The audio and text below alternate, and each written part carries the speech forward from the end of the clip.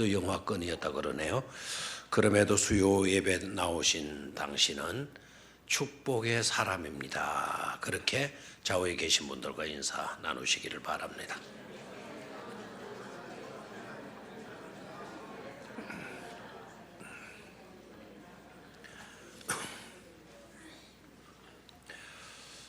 오늘 저녁에는 하나님의 시간표라고 하는 제목으로 말씀을 나누겠는데, 그 현대인들은 여러 가지 특징들을 많이 갖고 있죠. 과학이 발달이 되고 문명이 발달이 되면 될수록 속도와 규모를 굉장히 중요시하는 것 같아요. 속도가 곧 돈이고 속도가 곧 경쟁력이라고 할 정도로 속도가 굉장히 중요하죠. 속도가 돈이라는 거 여러분 이해할 수 있겠습니까? 속도가 돈이다. 이야기라는 건 너무 쉬워요. 속도가 돈이다. 완행 기차보다 KTX 요금이 비싸죠. 왜 그렇죠? 물론 뭐 시설 문제도 있겠지만 속도 아닙니까? 속도. 기차값보다도 비행기 싹시 더 비싸죠. 왜 그렇죠? 하늘을 날게 해서가 아니고 공중을 날아가게 가기 때문에가 아니고 속도죠. 속도가 곧 돈이고 속도가 경쟁력이에요. 누가 빨리 만들어내느냐. 머릿속에 아이디어들은 거의 뭐 갖고 있다. 그걸 어떻게 빨리 누가 만들어내느냐. 그래서 어떤 회사는 성공하고 어떤 회사는 망하게 되죠. 속도가 그만큼 중요해요. 그렇다고 빠른 것이 늘 좋으냐, 꼭 빨라야만 되느냐, 그건 아닙니다. 때로는 빠른 것보다도 많은 것이 낫다. 느린 것이 좋을 때도 많이 있죠. 그렇죠? 특히 우리가 관광을 가서 아름다운 자연 경치를 보아야 될 그런 시간이 우리에게 있다면 싹 지나가 버리게 되면 주변에 아름다운 그 광경이 무슨 필요하겠어요. 그럴 때는 천천히 가는 것이 훨씬 좋죠. 그보다 더 중요한 것이 있어요. 그보다 더 중요한 것. 빠르고 느리고 하는 문제가 아니라 우리가 인생길을 걸어가면서 바른 일을 하면서 가는 것, 바른 길을 걸어가는 것. 속도가 빠르냐 속도가 느리냐 그런 문제가 아니라 그 길을 가면서 바른 일을 하면서 아름다운 일을 하면서 가는 것이 더 좋고 더 중요하다라는 것이죠. 우리나라에 있었던 실화인데, 한 가족이 여름 휴가를 마치고 집으로 돌아오는 길에 거의 자기 집에 가까이 약 한 15km 정도 남겨놓은 지점에서 그 도로가에 사고를 당한 사람이 쓰러져 있는 것을 발견하게 돼요. 휴가를 마치고 돌아올 때 아이들도 자꾸 독촉을 하는 거예요. 아빠 빨리 집에 가자고. 집에 가는 것이 좋겠다고. 그래서 가능한 한 빨리 집으로 돌아와야 되는데 도로 옆에 쓰러져 있는 사람이 있으니까 갈등이 생기는 거예요. 다 가족들이 휴가 중에 피곤해서 빨리 집으로 돌아가는 것을 바라고 있는데 그냥 못 본 채하고 빨리 집으로 돌아갈까? 아니면 내려서 그 사람을 도와줘야 될까? 갈등하는 가운데 이분이 차에서 내렸어요. 차에서 내리다 보니까 이거는 그냥 두고 갈 그와 같은 상황이 아닌 거예요. 너무 심한 상처를 입어가지고 쓰러져 있어서 이분들의 타고 있는 승용차가 또 너무 작은 거예요. 그래서 이 환자를 자기 조그만 차에 이렇게 태우려고 하다 보니까 자기 식구들이 탈 수가 없는 거예요. 그래서 양해를 구하고 우리가 휴가를 마치고 피곤하지만 어떻게 이렇게 사람이 죽어가는데 못 본 채 하고 지나갈 수가 있겠냐. 집으로 돌아갈 수가 있겠네. 너희들 여기 조금만 기다리라고 자기 부인에게도 부탁을 하고, 그리고 그 환자를 태워가지고 병원으로 달린 거예요. 서울의 병원에 달리니까 가보니까 이 끝에 간 병원에 의사가 딱 보더니 이거는 자기 병원에서는 안 되겠다. 큰 병원으로 모시고 가야 된다고. 그래서 이분이 또 큰 병원으로 달려가 가지고 이렇게 그분을 모셔다 드리고 그냥 오면 될 줄 알았는데, 그러니까 뭐 수속 절차가 얼마나 복잡한지, 혹시 그 태워온 그 사람이 사고를 내 가지고 태워온 것처럼, 그러니까 그 절차도 얼마나 복잡하고, 그래서 약 한 2시간 걸린 거예요. 입원을 시키는데 2시간 걸리고 이제 입원을 시켜놓고 자기 가족들이 내린 그 지점으로 오니까 자기 부인도 없고 아이들도 없고, 그러니까 난감한 거예요. 난감한 상태에 그렇게 이게 어떻게 됐나 막 당황. 그래서 아이들 이름도 불러보고 여보야 해라고 막 큰 소리로 자기 부인의 이름을 불러봐도 없는 거예요. 그래서 하는 수 없어서 혹시나 싶어가지고 집으로 왔는데, 아이고 이게 어떻게 된, 자기 집 끝에 오니까 또 막 시커먼 연기가 올라가고 막 불이 나가지고는 막 사람들이 모여있고 소방차들이, 앰뷸런스가 막 사이렌을 울면서 달려가고 있는 거예요. 가만히 보니까 자기가 살고 있는 연립주택이란 말이에요. 그래 또 당황해가지고 엎친 데 덮친 격으로 설상가상으로 달려가 보니까 또 자기가 살고 있는 그 통로예요. 이게 어떻게 된 건가 싶어가지고는 막 달려갔더니 소방관들이 제재를 하고 저 우리 집이라고. 그랬더니 뒤에서 아빠 부르는 소리가 들리는 거예요. 그래 돌아보니까 자기 아이가 거기에 있고 자기 부인도 거기에 서 있는 거예요. 그래서 달려가가지고 어떻게 된 거냐, 어떻게 된지 모르니까 그 부인이 차근차근 이야기를 하는 거예요. 당신은 그렇게 가고 그 도로가에 우리가 우두커니 서 있으니까 너무 난감하더라. 너무 난감해가지고는 자기 이모가 바로 그 위층에 살고 있는데 자기 이모한테 전화를 했다라는 거예요. 그래 자기 이모가 자기를 태우러 와가지고 이모하고 이모 차를 타고 자기 집에 와서 보니까 1층에서 가스가 폭발이 나가지고 2층은 자기들이 살고 있고 3층은 이모가 살고 있는데 폭발이 나가지고 화재가 난 거라고. 그래서 이모는 어떻게 됐냐, 이모도 저기 있다고. 그럼 언제 났냐, 그러니까 그 사람을 태우고 병원으로 가고 난 뒤 얼마 있지 않아서, 그래 하도 기다리다 안 돼가지고는 자기 이모를 불러가지고 우리 좀 태우러 해가지고는 이모가 그 이분들을 태우러 나온 사이에 1층에서 뭐가 터져버렸다, 가스가 터져서 화재가 났다라는. 그러니까 이 양반이 딱 보니까 만약에 그 사람을, 사고 난 사람을 그냥 놔두고 집으로 달려갔다면 그날 자기네들은 죽었을 뿐만 아니라 그 위층에 자기 이모도 뭐게 됐다, 죽을 위기라였다는 거예요. 그러니까 어떻게 했어요? 휴 하고 한숨이 휴 하고 안도의 숨이 나오는 것 아닙니까? 그래서 깨달은 게 바로 뭐죠?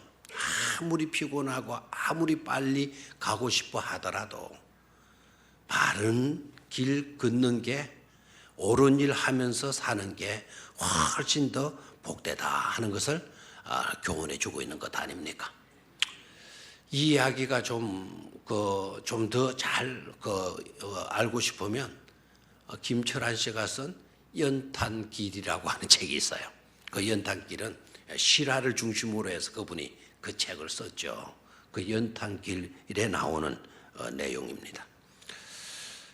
그런데 그런 좋은 일을 하면서 사는 삶도 정말 중요하고 귀하지만, 그러나 그것보다 훨씬 더 좋은 길이 있는데, 혹시 그 길이 어떤 길인 줄 아십니까? 오늘 저녁에 그거를 우리가 알고 그 길을 분명히 알고 그 길을 걸어갈 수 있게 되기를 축원합니다.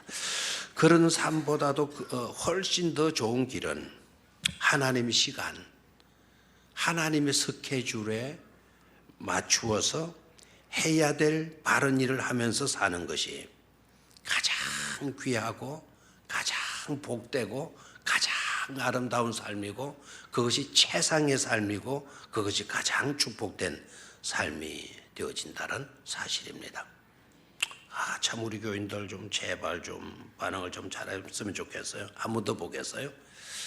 가장 좋은 길, 훨씬 더 좋은 길은 하나님의 시간, 하나님의 스케줄에 맞추어서 해야 될 바른 일을 하면서 사는 것이 최상의 삶이요. 이러면 좀 아멘으로 받으면 안 좋아요? 아니, 두 번까지 시달리다가 빼려가지고는 또 했는데도 가만히 계세요? 하나님의 스케줄에 맞추어서 해야 될 바른 삶을 사는 것, 그것이 최상의 삶이요. 또 가만히 있네요. 최상의 삶이요. 가장 축복된 삶이요. 가장 행복한 아름다운 삶인 줄로 믿습니다. 왜 그런가 하니까 사실 시간의 주인은 우리가 아니고 시간의 주인은 누구이죠? 하나님이에요. 그래서 시간은 크게 두 종류의 시간이 있다 그러잖아요. 하나는 크로노스의 시간과 하나는 카이로스의 시간.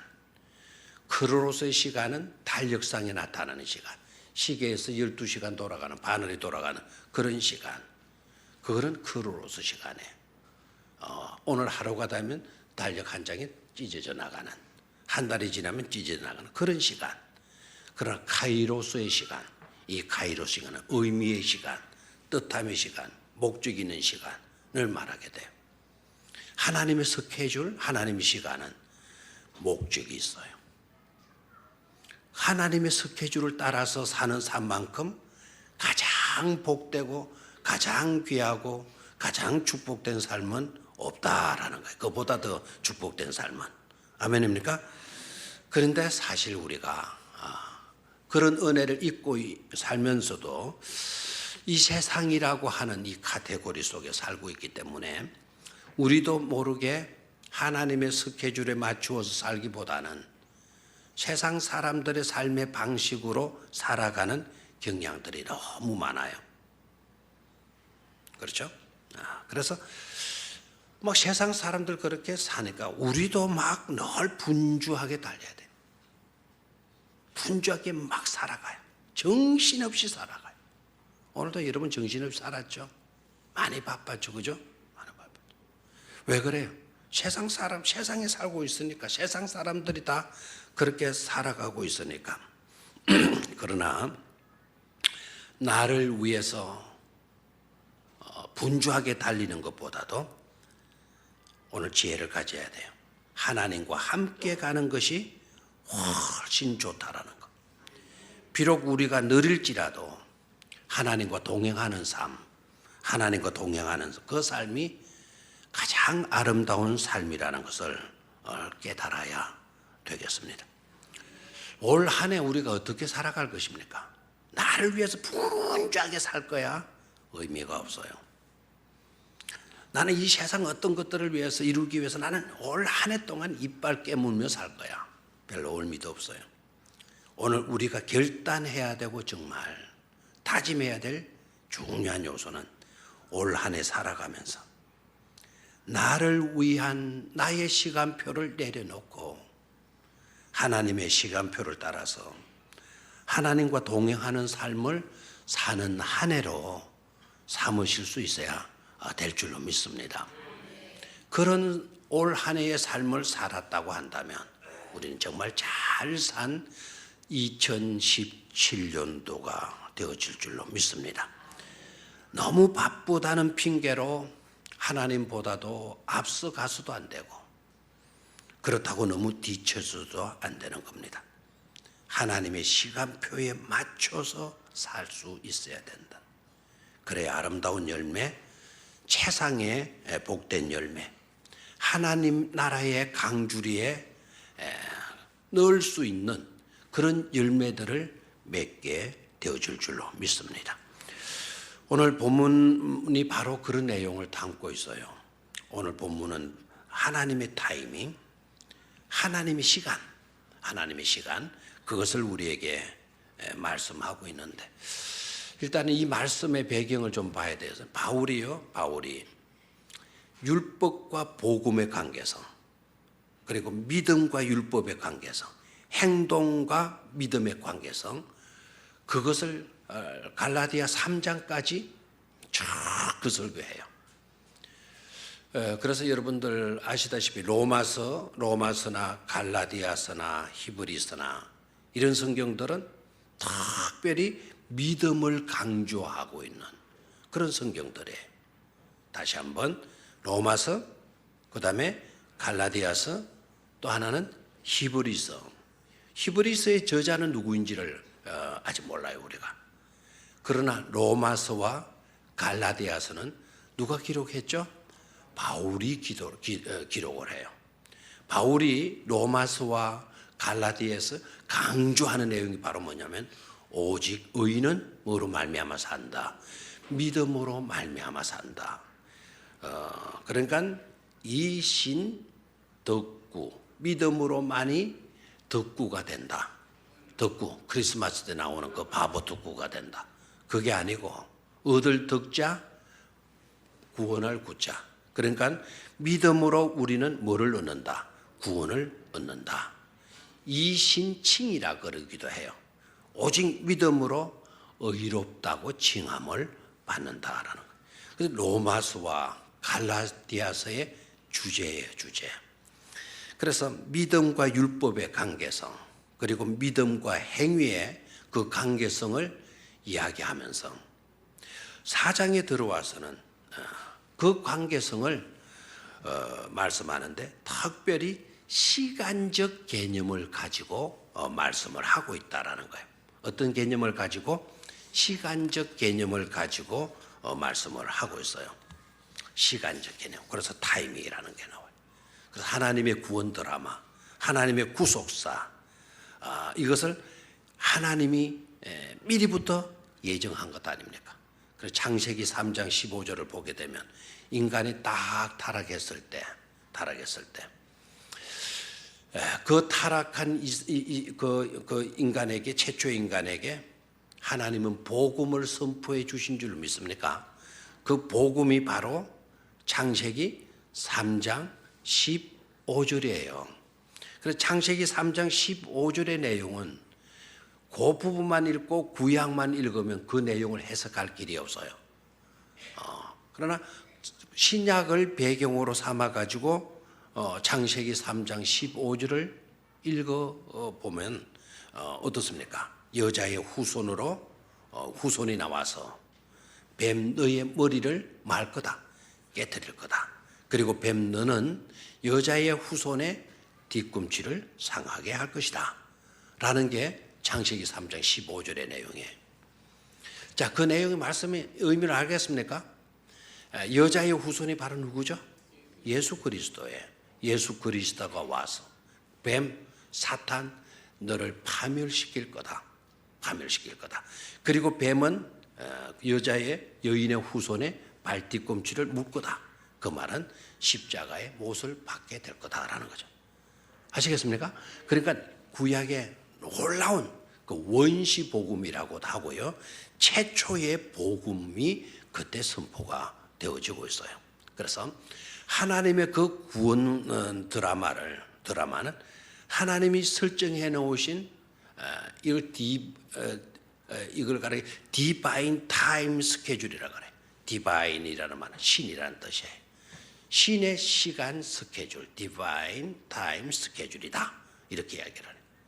그러니까 하나님의 시간 계획 속에는 놀라운 구속이 계획되어져 있다라는 거죠. 그것이 한 단계 한 단계 정확하게 진행되고 있음을 우리에게 보여주고 있어요. 역사의 주인이신 하나님의 스케줄을 따라서 살아갈 수 있도록 하나님께서 그것을 우리에게 보여주고 있습니다. 자, 그러면은 4장 1절로 3절 한번 소리내서 읽어보도록 하겠습니다. 시작. 내가 또 말하노니 유업을 이을 자가 모든 것의 주인이나 어렸을 동안에는 종과 다름이 없어서 그 아버지가 정한 때까지 후견인과 청지기 아래에 있나니 이와 같이 우리도 어렸을 때 이 세상의 초등 학문 아래에 있어서 종노릇을 하였더니.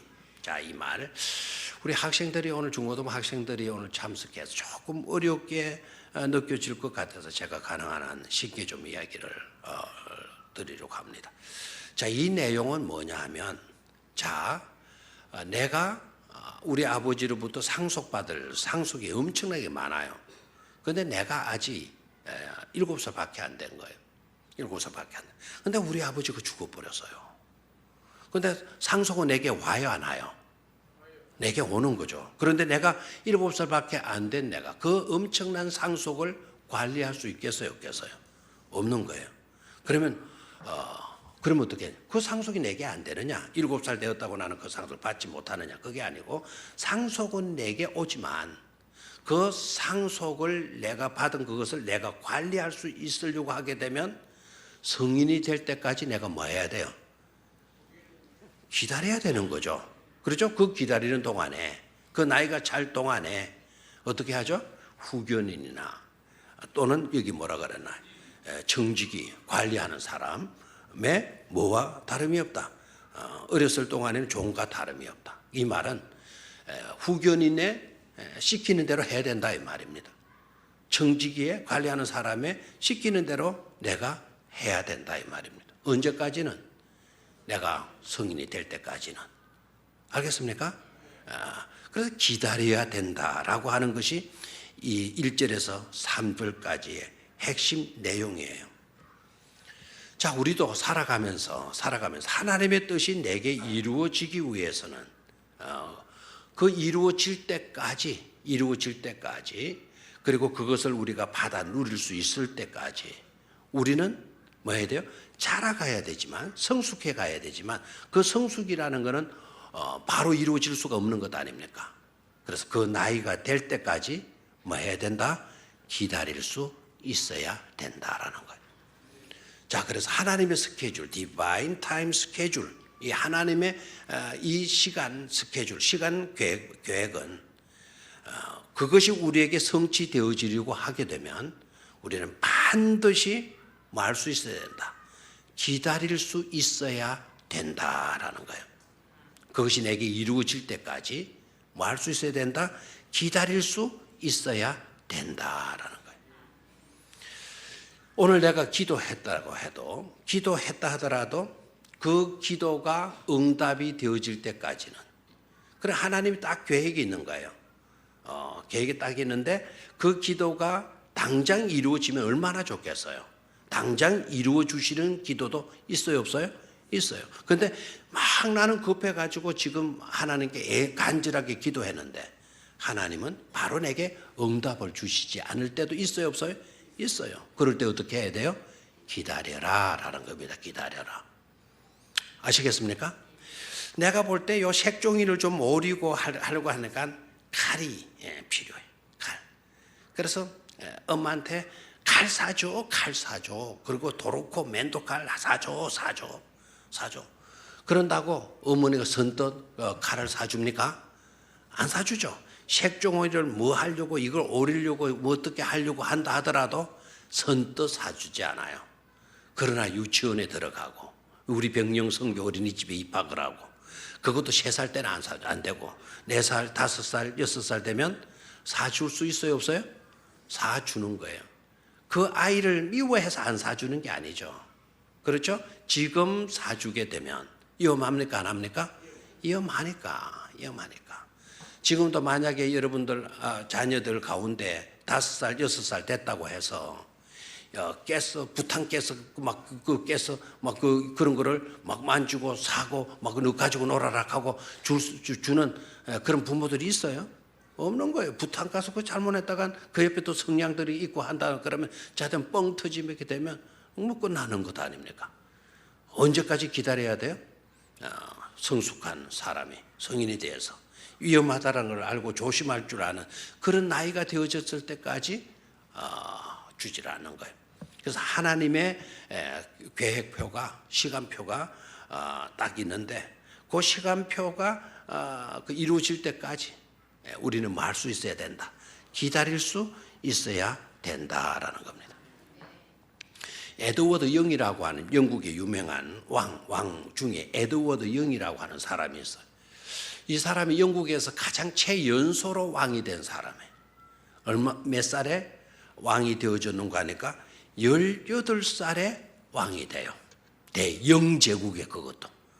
대영제국에 해가 지지 아니하는 유일한 나라. 그 나라가 어느 나라다? 어느 나라? 영국이잖아요. 그 나라는 왜 해가 안 지나요? 그 땅이 하도 넓어가지고, 그렇죠? 땅이 하도 넓어가지고 여기에 해가 떠올라요. 해가 뜨면 쭉 이렇게 넘어가야 되는데, 그쪽에도 저쪽에도 이제 그는 이제 아침인 거야, 아침. 그럼 그쪽에서 가서 보면은 이쪽에서는 보면 해가 지는 건데 그쪽에서 보면은 뭡니까? 해가 또 떠 있는 거예요. 그래서 해가 지지 아니한 나라 영국을 알려졌는데 에드워드 영이라고 하는 사람이 18살에 그 대영제국 왕으로 즉위를 하게 돼요. 그런데 이 사람이 장가를 안 간 청소년이에요. 18살이면 청소년으로 들어가죠. 그럼 왕은 되었지만 결혼을 했어요, 안 했어요? 안 했어요. 왕비가 있어요, 없어요? 없는 거예요. 그런데 이 에드워드 영이요, 결혼을 시켜달라 그랬어요. 결혼을 시켜달라. 나 왕이 되었으니까 왕비도 필요하다. 결혼시켜달라 그랬어요. 그런데 노 하는 거예요. 노. 왜 노를 해놓은가 하니까 영국 법상으로는 21살이 되기까지는 결혼을 할 수 없다라고 하는 뭐가 있어요? 법이 있기 때문에. 그래서 법이 21살이 안 되었으니까 왕은 결혼을 할 수가 없다. 그렇게 말을 해줘요. 그러니까 에드워드 영이 하는 말이 영국의 왕이 되는 데는 18세면 되는데 왜 결혼은 21세가 되어야 합니까? 라고. 그러니까 옆에 있는 아주 충직한 연세 높으신 어르신이 거기에 대한 답변을 이렇게 해 주었어요. 한 나라를 다스리는 것보다 여자를 다루는 것이 훨씬 더 어렵기 때문에 성숙하지 않으면 결혼할 수 없는 것입니다. 라고 했다는 거예요. 왕이 되었다 하더라도 결혼을 하려고 하면 결혼할 때까지, 결혼의 나이가 될 때까지 뭐 할 수 있어야 된다. 기다릴 수 있어야 한다라는 거예요. 결혼도 그런데 그 마찬가지예요. 3절을 같이 읽습니다. 시작. 이와 같이 우리도 어렸을 때에 이 세상의 초동 학문의 아래에 있어서 종노릇하였더니, 이 말은 우리가 어렸을 때에는, 이거는 구약 때를 말해요. 구약의 시대 때 우리는 이 세상에 초동 학문에 있어서 종노릇했다. 이 초동 학문은 그냥 유치원의 교육을 의미하는데 기본적인 철자를 말해요. 기본적인 철자. 하나님의 뜻대로 하나님의 법도대로 살아가는 기본적인 철자를 초동학문 아래, 그런 기본적인 그와 같은 철자와 같은 것 아래에서 우리가 뭐 했다? 종노릇했다. 그래서 여기에 초동학문이라고 하는 이거는 율법을 의미하는 거예요. 구약시대 때 우리 모두는 다 뭐 아래 있다? 초동학문 수준에 있는 율법 아래서 우리가 살았다. 그게 종노릇하면서 율법이 시키는 대로 따르면서 우리는 살았다라는 거예요. 알겠나요? 자, 그런데 4절에 보면 때가 참에 하나님이 그 아들을 보내사 여자에게서 나게 하시고 율법 아래 나게 하신 것은, 그랬죠. 그러니까 무슨 시대가 우리에게 다가오는 거죠? 복음의 시대가 다가오는 거예요. 그 복음의 시대가 의미가 바로 뭐죠? 구원에 있지 않습니까? 구원. 그렇죠? 그리고 구원의 때가 우리에게, 그러니까 하나님의 구원사가 펼쳐지는 시간으로, 그 시간으로 바울이 지금 말씀을 하고 있습니다. 됐나요? 그래서 때가 참에 결정적인 이제는 시간이 되었다. 이제 기다림의 끝에 시간에 우리가 왔다. 하나님의 구속의 스케줄이 우리에게 이제 다가왔다라는 거죠. 자, 그럼 첫 번째, 그래서 우리가 해야 될 일은 바로 뭐다? 기다릴 수 있어야 된다라는 거예요. 아멘입니까? 하나님의 스케줄, 하나님의 타임, 하나님의 그 스케줄이 이루어질 때까지, 그것이 펼쳐질 때까지 우리는 말 수 있어야 된다. 기다릴 줄 알아야 된다라는 거예요. 아멘입니까? 자, 하나님은 당장 우리에게 잘해 주실 수 있어요, 없어요? 있죠. 그러나 하나님은 당장 이루어 주시지 아니할 때도 있다라는 거예요. 그래서 혹시 여러분들 가운데 어려움을 당해서 너무너무 힘들고 있는 자들, 어떻게든지 빨리 이 문제가 해결되어졌으면, 그런 마음을 가지고 있는 분들도 없잖아 있을 수가 있을 것입니다. 그렇죠? 그리고 어떤 것을 기대하고 있는데 정말 빨리 그것을 해결됐으면 좋겠는데 그렇지 않고 갑작스럽게 어떤 어려움이 우리에게 찾아왔다고 하게 되면 굉장히 우리는 불안해하고 초조해할 수밖에 없습니다. 하나님께서 바라는 것을 지금 당장 주시지 않고 기다리게 하시고 하는 이유는 절대로 우리를 미워해서가 아니고 우리를 괴롭히려고 하시는 것이 아닌 것임을 깨달아야 돼요. 하나님께서 계획하시는 시간, 그 때가 아직 내게 임하지 아니했을 뿐이지, 하나님이 우리를 괴롭히거나 힘들게 하거나 우리를 잊어버렸거나 외면하거나 그러신 것이 아니라는 것을 깨달아야 돼요. 어떻게 보면은요, 하나님은 우리를 더 잘되게 하기 위해서, 더 크게 쓰시게 하기 위해서 하나님은 제각 응답해 주시지 아니하시고 시간을 연장시키고 계실 수도 있다. 구약에 여러분 다윗 알잖아요. 다윗이 왕으로 기름 부음을 받았을 때에 다윗의 나이가 어느 정도 되는지 아십니까? 다윗이 왕으로 기름 부음을 받았을 때의 나이가 20살입니다. 20살에 기름을 부어요. 기름 부음을 받아요. 그런데 여러분, 다윗이 정식으로 왕으로 즉위할 때가 몇 살인 줄 알아요? 근 20년간을 기다려요. 빨리 기름을 부었으면 빨리 왕자리에 앉을 수 있도록 해줘야 되는 것 아닙니까? 기름 부어놓고는 하나님은 다윗을 광야로 내몰고 있어요. 기름 부어놓고는 사무엘에 가서 그의 머리에 기름을 부어주었어요. 안수기도 했어요. 그럼에도 하나님은 다윗을 광야로 내몰아요. 하나님이 다윗을 미워했겠어요? 다윗을 괴롭히게 하기 위해서? 아닙니다. 더 크게 쓰시려고 하나님의 타이밍을 하나님은 맞추시고 계셨던 것이죠. 아멘입니까? 그래서 혹시 여러분들 가운데도 기대와는 달리 광야로 내몰리는 그런 경험, 뜻하지 않은 어려움이 찾아왔다고 해서 당황하거나 조급해하지 말고 하나님의 역사하심과 하나님의 때와 하나님의 선하심과 하나님의 존재와 하나님의 사랑하심을 의심하지 않게 되기를 주의 이름으로 축원합니다. 하나님의 그 스케줄대로 따라서 살려고 하면 우리는 말 줄 알아야 된다. 기다릴 줄 알아야 된다. 기다리되 그냥 맹목적으로 기다리라. 그러면 늘 흔들려야 돼요. 딱 한 가지 믿음 필요해요. 그것은 뭔가 하니까 하나님은 선하신 분이시다라는 거예요. 하나님은 뭐 하신 분이시다? 선하신 분. 절대로 나를 괴롭히시거나 잘못되게 하실 그런 하나님이 아니시다라는 거. 그런 철저한 믿음 위에 우리가 서야 된다라는 거예요. 자, 두 번째는, 자, 그러면 우리가 이렇게 기다려야 되는데 하나님께서 우리를 기다리게 하시고 난 뒤에는 반드시 하나님은 이루어 주신다라는 것을 우리가 확신할 수 있어야 돼요.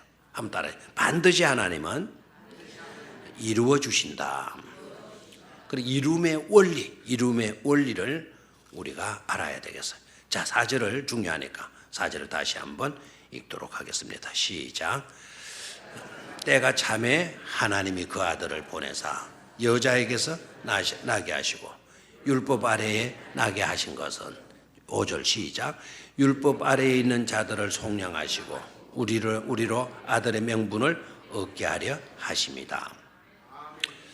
이렇게 분명한 그 내용이 나오죠. 우리를 기다리게 하신 후에는 반드시 하나님은 마신다 이루신다라는, 때가 참에 하나님이 그 아들을 뭐 하셨다는 것입니까?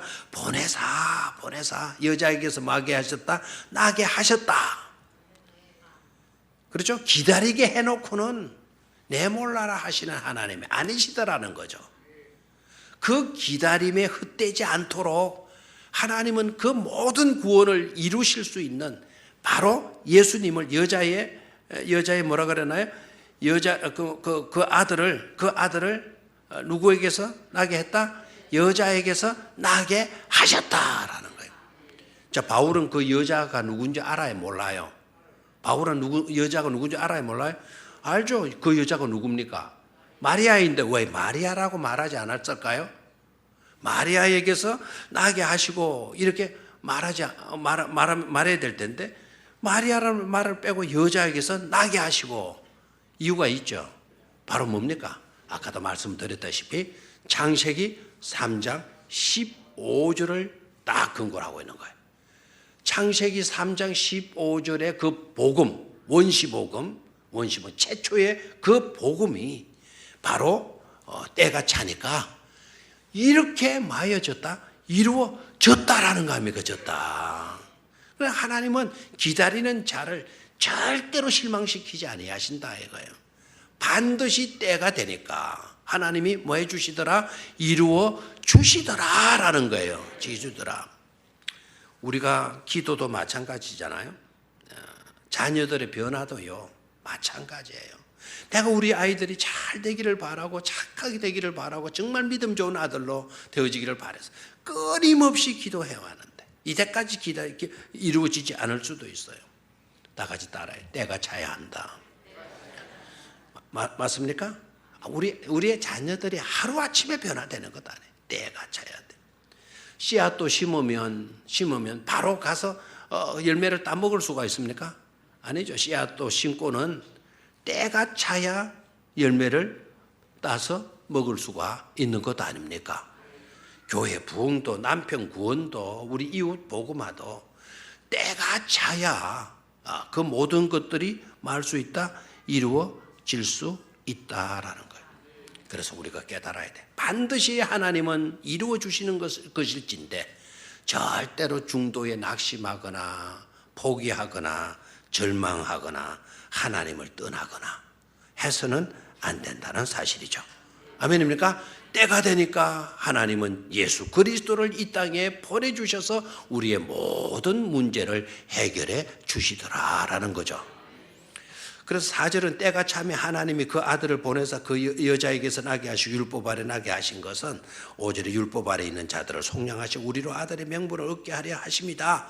이 말 한마디로 말하면 하나님은 우리를 너무나도 좋도록 해주시는 분이시다라는 것을 알 수가 있죠.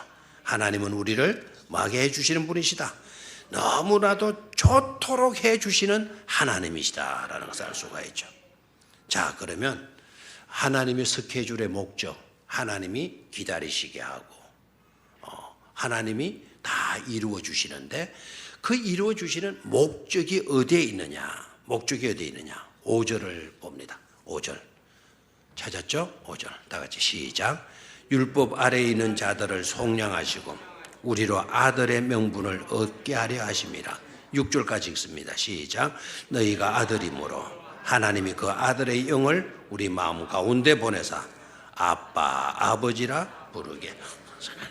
아멘. 자, 5절 중요해요. 5절을 잘 읽어보게 되면 하나님의 목적, 하나님의 목적이 무엇이었는지를 깨달을 수가 있어요. 자, 두 가지로 나오죠. 두 가지로. 자, 5절에 하나님의 목적이 두 가지로 나타나고 있어요. 첫 번째는 뭘까요? 속량하시고, 율법 아래 있는 자들을 뭐하게 하시고 속량하시고, 그게 하나님의 목적이에요. 두 번째로 우리로 아들의 명분을 얻게 하려 하심이다라는 거죠. 하심이다. 두 가지 내용을 밖에. 하나는 속량, 또 하나는 하나님의 아들의 명분을 뭐하게 하렵니다. 얻게 하려 함이다라는 거예요. 아멘입니까? 속량이 무슨 뜻이죠? 값주고 샀다라는 거예요. 우리가 갚아야 될 모든 그 죗값을 누가 대신 갚아 주었다? 하나님께서 갚아 주셨다라는 거예요.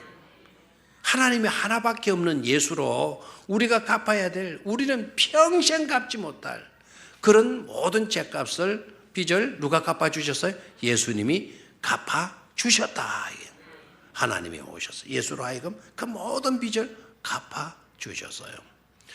혹시 여러분 빚에 시달려 본 경험이 있습니까? 그 빚에 시달릴 때 얼마나 힘들어요.